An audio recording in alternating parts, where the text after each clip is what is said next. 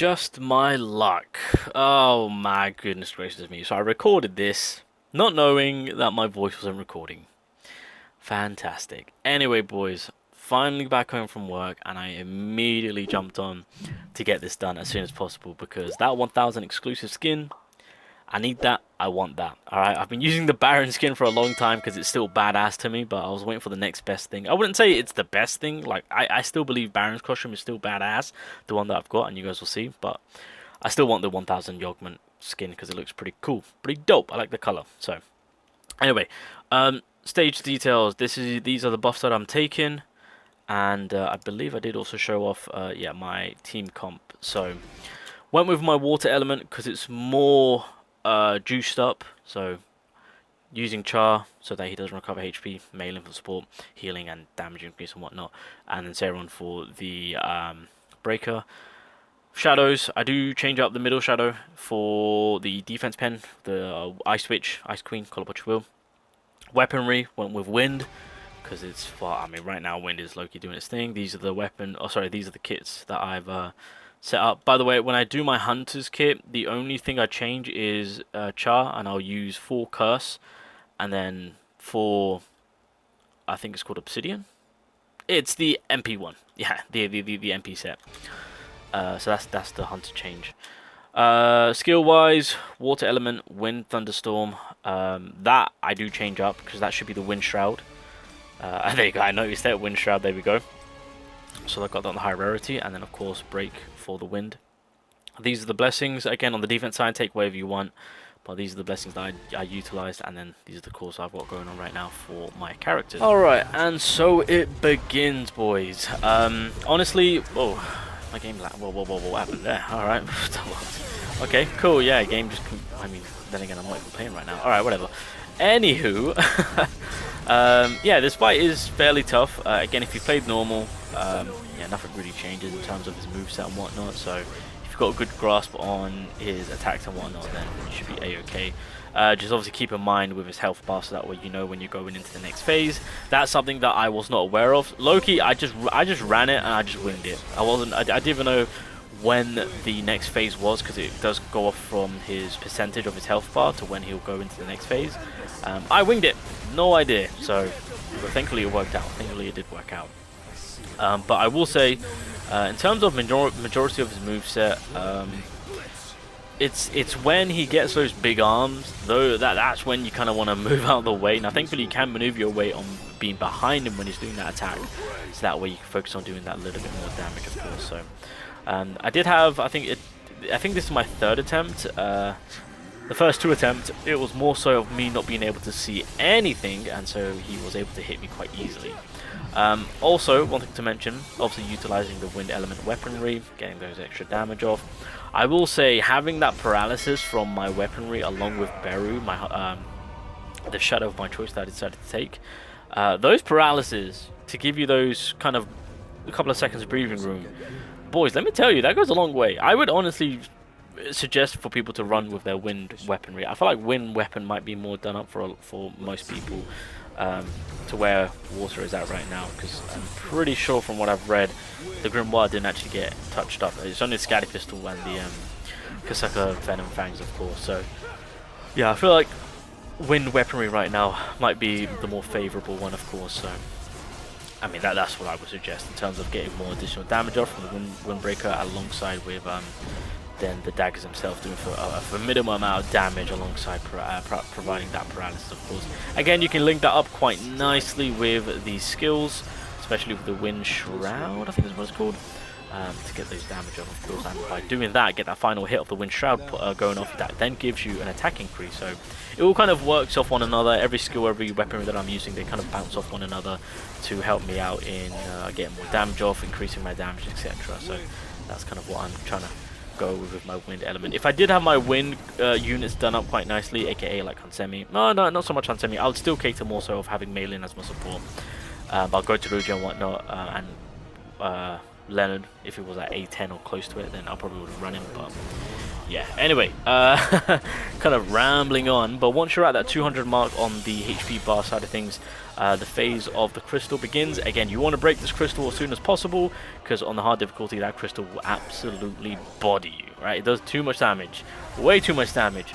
But yeah, if you are looking at the HP, then you'll know ahead of time to kind of prepare some form of skills and weapon skills at the ready, so that way you can go into that crystal fight and destroy it as soon as possible, so that way you can get back into fighting the actual boss itself and progressing and hopefully beating the timer, of course. So the way I tend to kind of go about doing it is utilizing that paralysis to my advantage and kind of combo wombo in that with like the wind shroud and whatnot, and additional heavy hitters. So right there, getting some good damage off. Again, keep away from those arms. You can maneuver yourself behind him when he's doing those arm attacks, just so you guys know, but just stay away in front of him. So right there, I think I got tagged because I was directly in front of him, just kind of standing there like, hey, yeah, could you hit me with that big rock that you just kind of throw at people? God damn. So, but anywho, yeah, you can in that situation, you just kind of stay behind him.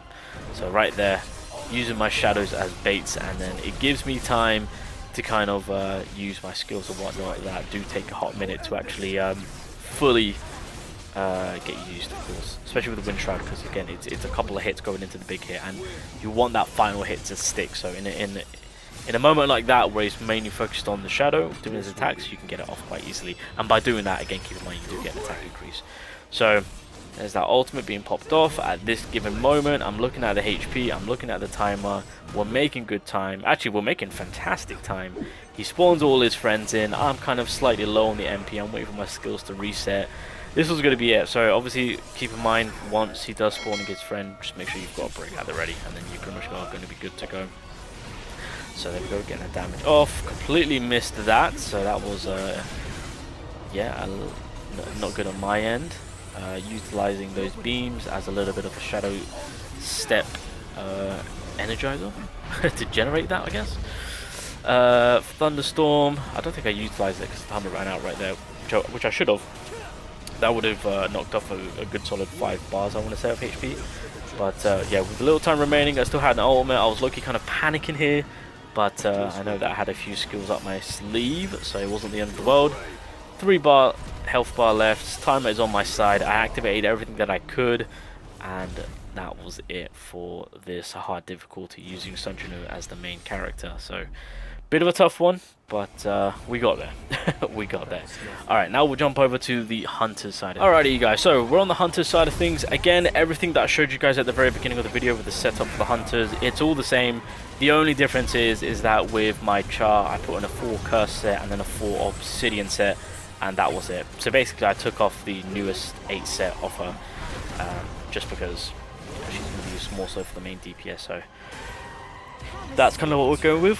Going for that early break, getting that break as soon as possible, so that way we can just kind of full on commit and pile on that damage. Now, I will say, this run was horrible.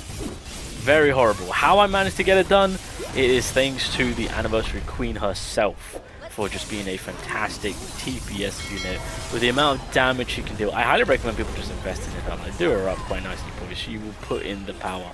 Now, one thing which I also want to mention is DPS characters that can deal off, scale off from defense. They are a blessing, because like right here, so yeah, as you guys will see, I just commit. So obviously when Char does her core, you know, she's kind of going around the whole enemy. So, and I've said to you guys before, whenever the enemy does those big arm attacks, they hit hard. But the thing about Char is, yeah, she tanks it. She tanks it. So I think throughout this fight, you will see me just comfortably use the core attack. I messed up here so bad, so I shouldn't have done my skill. I should have just gotten out of there, but I got a little bit greedy, and yeah, Malin had to pay the price for that one, unfortunately. So had to, at this given moment, just really commit to and stay vigilant when it came to me bringing in Malin. But as you guys can see, I am utilizing the rotation mechanic for this team. So obviously getting their skills off, ult if need be, getting whatever buffs as I can get, and then moving over to the next character. Obviously with Malin, with the low amount of health that she has, and obviously the HP regeneration was kind of poor on her, I just had to be very cautious and get her in and out as soon as possible. So that was kind of like my main tactic to keep her alive and make sure that she's healing the other units that can, one, eat. So the HP threshold was met, so now moving over to the next phase, which is unfortunate because I was buffing up my char to come in and hit hard, but it seems that the enemy knew, and so they kind of foiled my plans. But obviously we did get the skill hits off on either, so obviously the stopping the enemy from healing should have been active. I'm pretty sure it was active. Oh yeah, it was active. I literally could see the debuff. Okay, that's fine. So yeah, now it's kind of flashing away and disappearing in a second. So back at it again. I don't think we're quite there yet for the crystal phase, but again, damage is being popped off. So Char is doing her thing. She's applying that unrecoverable. We've got the ultimate at our disposal. Obviously, keep in mind one thing which I did mention is how the paralysis is extremely helpful and handy. And in this case of Char, it being applied on her ultimate, it does set her up quite nicely, being able to do the more advanced version of the second skill, or the first, yeah, basically the top skill, and then the AoE skill where she kind of creates that circle. You can also have that as an addition damage once you do the ultimate and paralyze the enemy. So that way you're actually maximizing Char's attack, so that's something to take note. Alright, so the timer is getting close to the 2-minute mark. Just so you guys know, on what I like to do for reference is I like to look at where the timer is at, and I like to look at where the HP is at. And yeah, if I'm not close to, like, for example, right now I'm at 150. I want to be around the 160, 170 margin at this given moment. So that's kind of how I'll do my maths and look at the HP bar along with the timer to kind of correlate on whether or not if this is going to be a good run. So I thought this was it, but I thought, you know what, I'll run this run, see how far I get, see if I get lucky, but more importantly, just take notes on the pattern of this Yogman, on how he goes about applying different attacks, maybe spawns characters in, whatnot. But yeah, you guys will see me just kind of popping off near the end. Well, not exactly popping off, really just kind of cutting the edge. Now, with this fight, there was a huge mistake on my era, and that was I wasn't utilizing my shadows. This fight definitely would have been a breeze if I had my shadows on the go. So that was my mistake. That was my mistake. But anywho, just kind of keeping on the offensiveness, seeing the HP being very, very low. I know that Char herself can knock off majority, maybe even all of those health bars. Not like all the 129, specifically 29, of course. So once again applying that skill, but the enemy was in mid animation, so I decided to dodge that, and that's completely fine because we can still make good use of the cores as well as that first skill being advanced, should I say. So Malin's coming in, getting those buffs going. Yeah, enemy once again was doing the whole you need a breaker, so I was like, right, ult it time and hope and pray. Thankfully it was more than enough to get that breakage going, so I wouldn't have to worry about whatever was planned. Coming in with Char, get that ultimate, get that paralysis off. Again, this will help me out tremendously, trying to get this additional damage off. Also, I didn't have any skills already, so that was unfortunate for me. But once again, because it is the water element, we are keeping high with that rotation play, keeping up that consistency too. So Malin coming in with that one final buff. Char's doing a minimum amount of damage, keeping behind the enemy. Again, she's defense scaling, she can eat all this, she can tank all of this. Got tagged out right there, which is unfortunate, but yeah, kind of bringing in the heavy guns again. Sarah is low-key a bit of a DPS unit herself, so don't be shy. And with just a matter of just under 5 seconds left to spare, Char comes in with that final hit and gets the job done. And that, ladies and gentlemen, I believe is top 1000. But just kind of wanted to give my side of it, let you guys know how I decided to go building up the characters and getting it done.